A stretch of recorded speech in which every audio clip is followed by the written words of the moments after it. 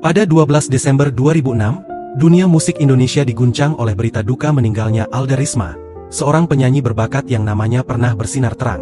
Meski telah berlalu lebih dari 1 dekade, kepergian Alda masih menyisakan misteri dan kesedihan mendalam bagi para penggemarnya. Alda Risma Elvariani, lahir di Bogor, Jawa Barat pada November 1982, adalah anak ketiga dari 8 bersaudara. Karirnya di dunia hiburan dimulai sejak remaja, ketika pada usia 14 tahun, ia berkesempatan berkolaborasi dengan boyband Inggris, Code Red, dalam lagu We Can Make It. Kesuksesan Alda semakin melesat dengan dirilisnya single hit, Aku Tak Biasa, pada tahun 1998, yang tidak hanya populer di Indonesia, tetapi juga Malaysia. Ketenaran ini membawanya memenangkan penghargaan, Anugerah Musik Indonesia sebagai artis solo wanita pop terbaik. Namun, di balik gemerlap karirnya, kehidupan Alda menyimpan banyak drama dan kepedihan. Setelah sukses besar dengan Aku Tak Biasa, perjalanan karirnya perlahan meredup. Album-album berikutnya gagal mencapai popularitas yang sama, dan nama Alda mulai memudar dari sorotan publik. Tidak hanya karirnya yang penuh lika-liku, kehidupan pribadi Alda juga syarat dengan isu-isu yang kontroversial. Pada November 2005, Alda ditemukan overdosis di sebuah kamar hotel, bersama seorang pria yang panik dan langsung meminta bantuan pihak hotel. Meski Alda berhasil ditangani secara medis, insiden tersebut memperkuat rumor tentang keterlibatannya dengan narkoba. Pihak hotel meminta mereka untuk segera check out guna menjaga reputasi, dan peristiwa itu seolah menghilang begitu saja dari pemberitaan publik. 6 bulan kemudian, pada Juni 2006, Alda kembali mengalami insiden yang hampir merenggut nyawanya. Mobil BMW yang ia kendarai bersama tunangannya, seorang produser dari label Blackboard, menabrak pembatas jalan. Mobil tersebut hancur berat, namun Alda dan penumpangnya selamat dari maut. Meski selamat, Alda mengalami cedera serius, gegar otak ringan, luka di wajah dan punggung, serta retak pada tulang kaki. Lebih tragis lagi, hampir semua giginya copot, menyisakan satu saja yang utuh. Cedera ini mengharuskannya menjalani operasi besar, memperburuk kondisi fisik dan mentalnya. Seiring waktu, kehidupan Alda semakin terjebak dalam bayang-bayang gelap narkoba dan masalah pribadi. Kehancurannya terlihat semakin nyata, dan perlahan-lahan karir yang pernah gemilang itu mulai memudar. Meski ia berusaha bangkit, bayang-bayang kehancuran selalu menghantui langkahnya, sampai akhirnya kematian menjemputnya dengan cara yang tragis dan penuh tanda tanya. Pada 12 Desember 2006, publik Indonesia dikejutkan dengan kabar tragis tentang Alda Risma, penyanyi dan aktris terkenal, yang ditemukan meninggal dunia di kamar 432 Hotel Grand Menteng. Tubuh Alda dipenuhi bekas suntikan, dengan ditemukan sekitar 25 bekas yang mengandung zat berbahaya. Saat ditemukan, tubuhnya sudah kaku, dan dari mulutnya keluar darah serta busa.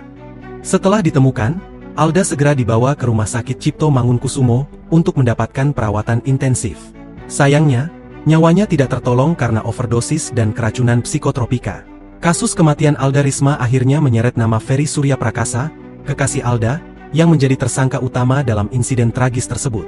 Ferry diduga terlibat dalam kematian Alda dan dihadapkan pada tuduhan serius yang membuatnya harus menjalani proses hukum panjang. Bagaimana kasus ini bisa terjadi? Mari kita selami kasus ini sedalam mungkin. Ferry Surya Prakasa, yang tinggal di sebuah pemukiman elit di Jakarta Utara, dikenal sebagai seseorang yang menganut agama Buddha. Dia kerap disapa Rinpoche, sebuah gelar kehormatan dalam agama Buddha yang biasanya diberikan kepada biksu atau rahib. Petugas keamanan di kompleks tempat tinggalnya pernah mengungkapkan, "Setahu saya, dia rahib." Dia sering mengenakan pakaian rahib dan berkepala gundul, bahkan sering memimpin jamaahnya di kelenteng. Namun, ada hal yang membuat situasinya tampak aneh. Meski dikenal sebagai rahib, Ferry ternyata beristri. Lebih dari itu, meskipun sudah menikah, Ferry juga memiliki kekasih, seorang penyanyi terkenal bernama Alda Risma. Hubungan inilah yang pada akhirnya menjadi sorotan, terutama setelah kematian tragis Alda, yang menyeret nama Ferry ke dalam pusaran kasus tersebut. Ferry pertama kali bertemu Alda Risma pada tahun 1999, dalam sebuah acara mewah di Hotel Sheraton. Pada saat itu, meskipun Ferry sudah menikah dengan Margaret, seorang wanita anggun berkebangsaan Amerika keturunan Taiwan, dengan 2 anak yang menjadi buah cinta mereka, ada sesuatu yang berbeda ketika matanya bertemu dengan Alda. Alda, dengan pesonanya yang memikat, membawa kesan mendalam bagi Ferry.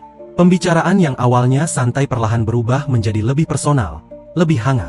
Ada sesuatu yang tak terucapkan namun nyata di antara mereka, sebuah ketertarikan yang tak bisa dihindari. Seiring berjalannya waktu, hubungan mereka semakin dekat, seperti dua jiwa yang saling terikat oleh ketertarikan yang sulit dijelaskan.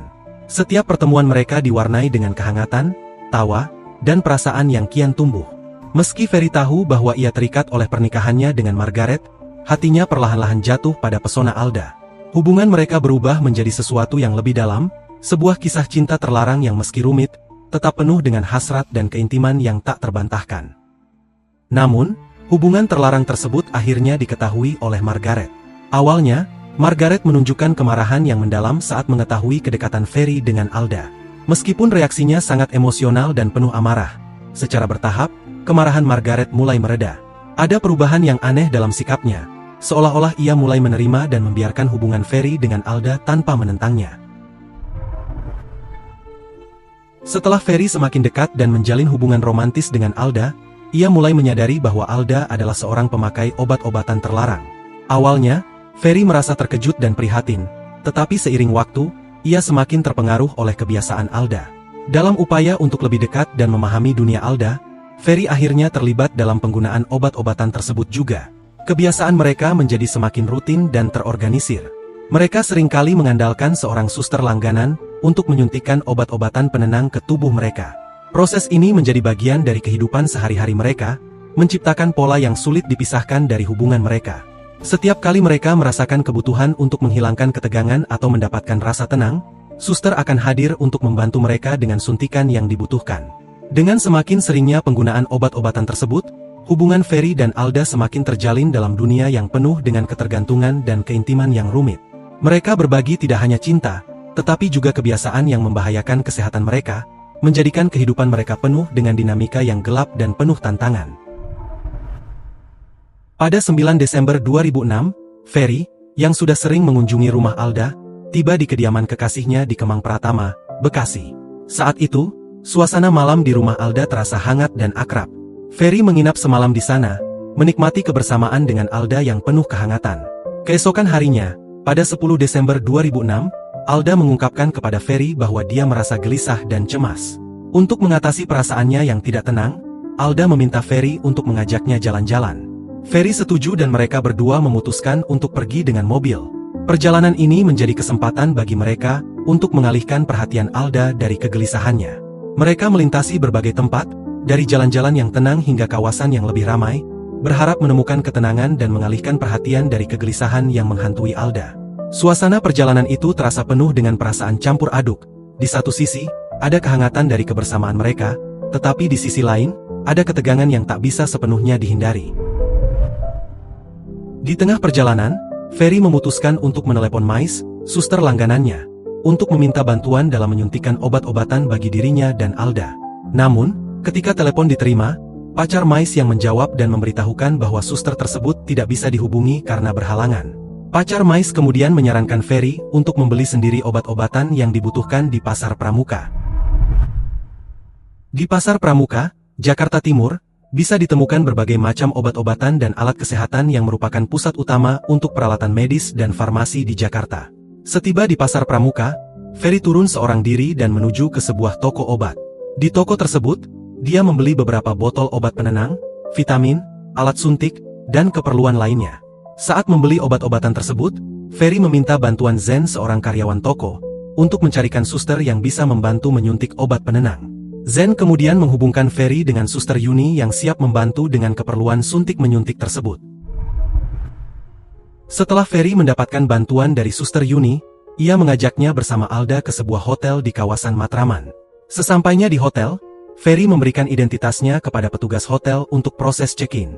Setelah urusan check-in selesai, Ferry, Alda, dan suster Yuni menuju ke kamar 432 tempat mereka akan melanjutkan rencana mereka. Suster Yuni kemudian memasang infus di tangan kanan Alda, dan menyuntikkan campuran obat-obatan ke dalam selang infus yang terpasang. Setelah proses tersebut selesai, Alda mulai merasa mengantuk dan akhirnya tertidur. Suster Yuni pun meninggalkan tempat setelah menyelesaikan tugasnya. Keesokan harinya, 11 Desember 2006, Ferry mencoba menghubungi HP Indra, pemilik toko obat, tetapi tidak mendapatkan jawaban. Akhirnya, Ferry menghubungi karyawan toko dan memesan obat-obatan cair, selang infus, dan alat suntik. Sekitar pukul 8.10 pagi, Zen, seorang karyawan toko, bersama Indra, pemilik toko obat, tiba di kamar Hotel 432 untuk mengantar barang pesanan Ferry. Saat Indra dan Zen tiba di kamar 432 Hotel Grand Menteng, suasana kamar terasa mencekam. Cahaya lampu temaram seolah menambah aura gelap di ruangan itu. Begitu mereka membuka pintu, mereka langsung disambut pemandangan yang tak biasa.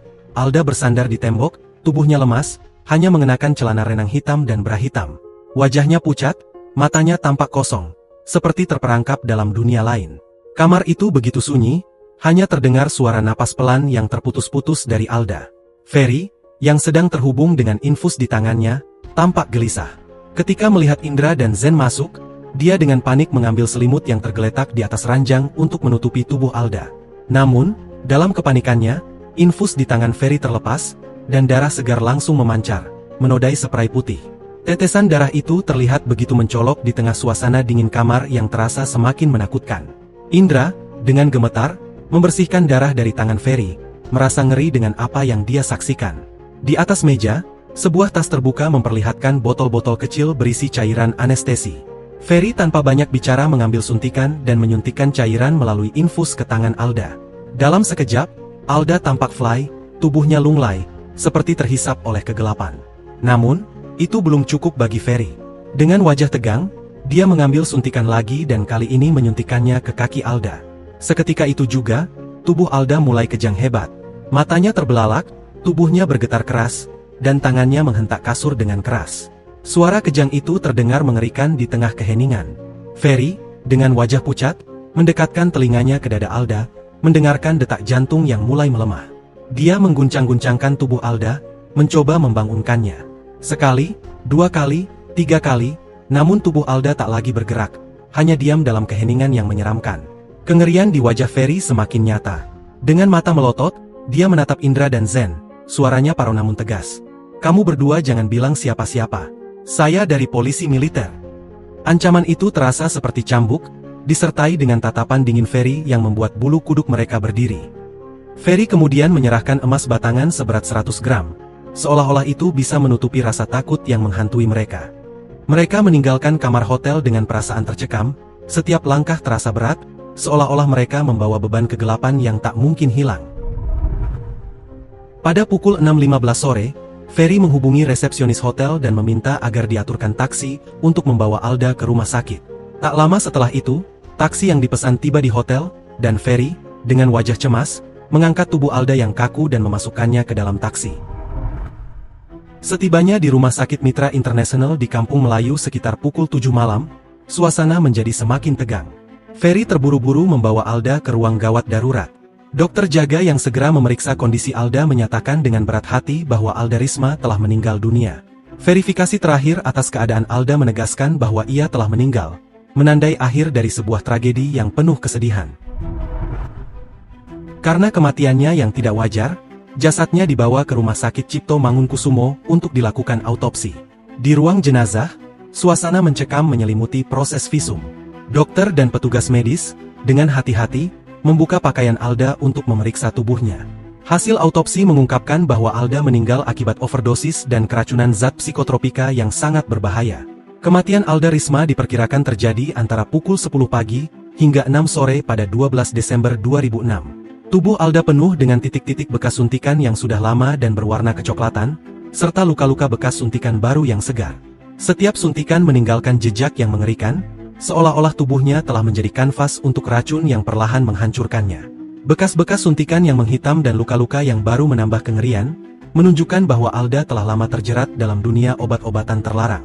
Proses visum ini mengungkapkan sebuah gambaran menakutkan dari kehidupan Alda yang penuh dengan penderitaan dan ketergantungan, sebuah tragedi yang mencerminkan betapa mengerikannya dampak dari kecanduan narkotika.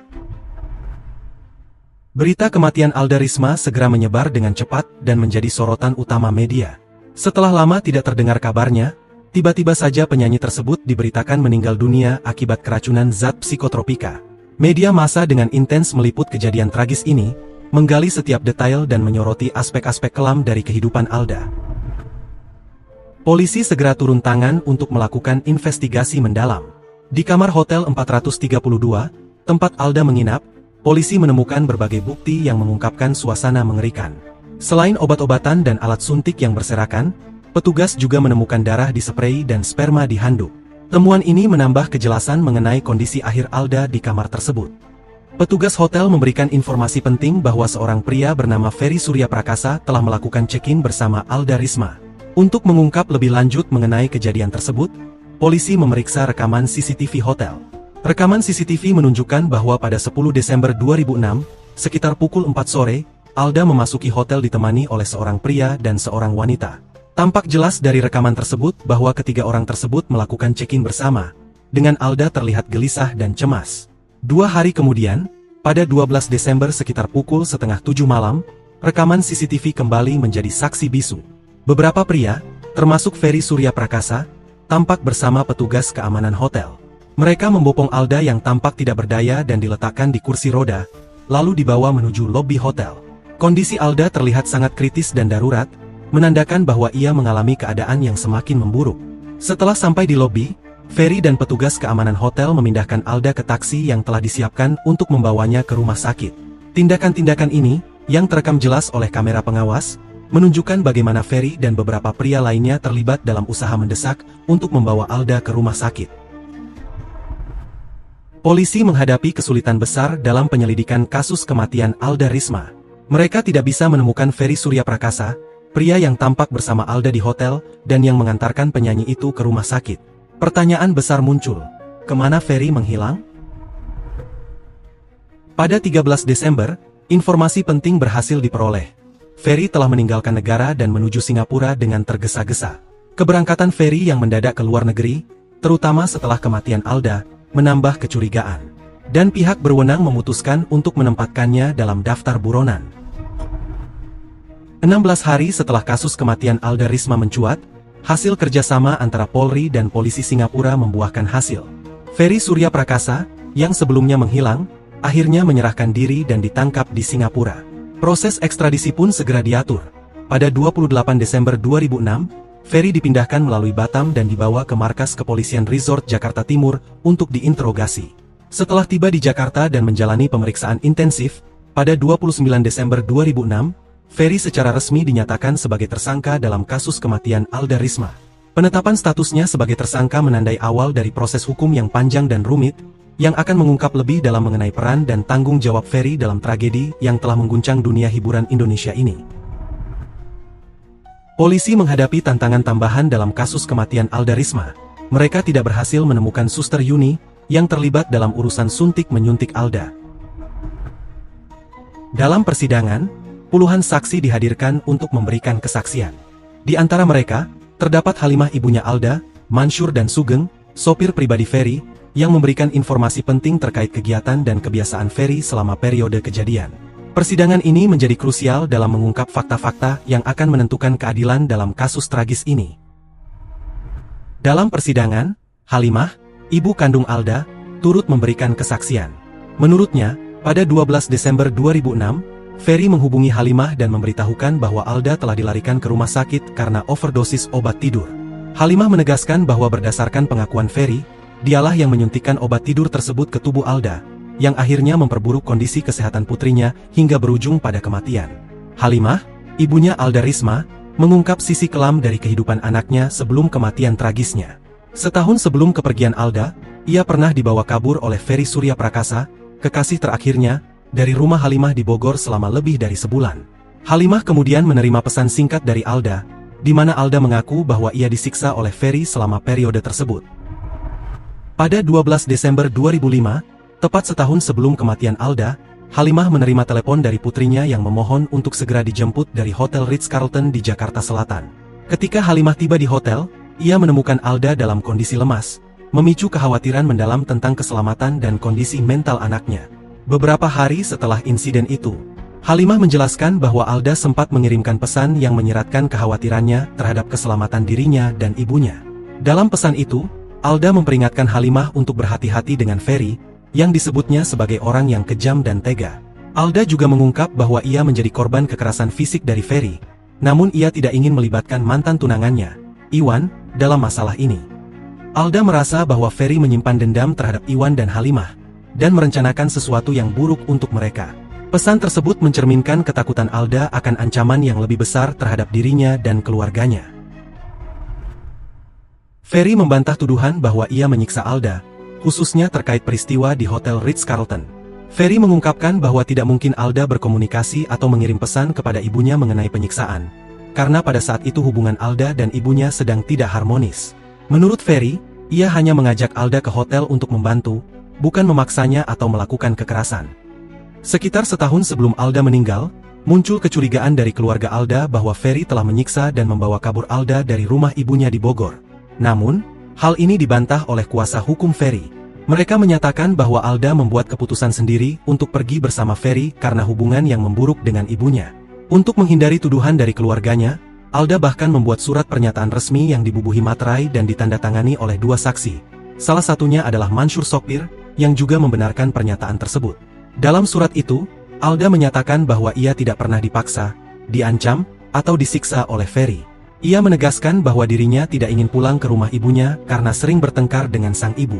Mengenai kebiasaan penggunaan obat-obatan, kuasa hukum Ferry juga mengakui bahwa Alda dan Ferry memiliki kebiasaan saling menyuntikkan obat tidur. Sayangnya, kebiasaan ini berujung pada kematian Alda. Dalam persidangan, Zen dan Indra bersaksi mengenai kejadian sebelum kematian Alda di kamar 432 Hotel Grand Menteng. Mereka mengungkapkan bahwa saat tiba, Alda terlihat lemas, bersandar di tembok dengan celana renang dan bra hitam. Ferry terburu-buru menutupi Alda dengan selimut, sehingga darah dari infus menodai spray. Indra melihat cairan anestesi di tas Ferry dan menyaksikan Ferry menyuntik Alda di kaki setelah sebelumnya menyuntikkan infus. Setelah suntikan terakhir, Alda kejang, dan Ferry memeriksa detak jantungnya tanpa respons. Ferry kemudian mengancam Indra dan Zen agar tidak mengungkapkan kejadian tersebut, mengklaim dirinya sebagai anggota polisi militer, dan memberikan mereka emas batangan senilai 15 juta rupiah. Keesokan harinya, Ferry mengantar Indra dan Zen ke Terminal Rawamangun, Jakarta Timur, untuk naik bus menuju Padang, Sumatera Barat. Di persidangan, muncul fakta bahwa sperma yang ditemukan di handuk di kamar 432 Hotel Grand Menteng ternyata milik Zen, karyawan toko obat. Meskipun demikian, pihak keluarga Alda Risma meminta majelis hakim untuk tidak mengaitkan kematian Alda dengan sperma tersebut. Mereka menegaskan bahwa hal itu tidak relevan dengan penyebab kematian Alda. Hasil visum jelas menunjukkan bahwa Alda tewas akibat keracunan psikotropika, dan bukan karena hubungan seksual. Dengan demikian, keberadaan sperma di handuk tidak mempengaruhi penyelidikan dan proses hukum terkait kematian Alda.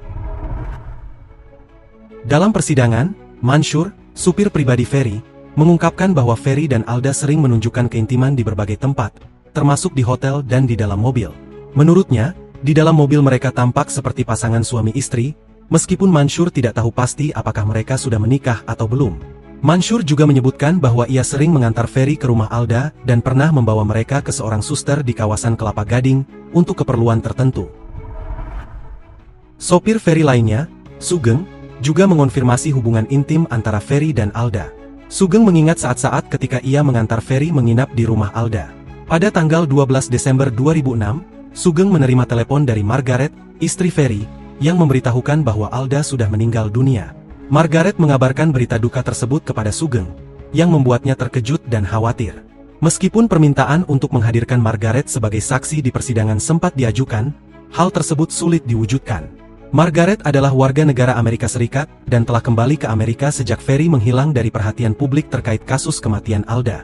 Pengacara umum juga menilai bahwa kehadiran Margaret sebagai saksi mungkin tidak akan memberikan kontribusi yang berarti terhadap kasus tersebut.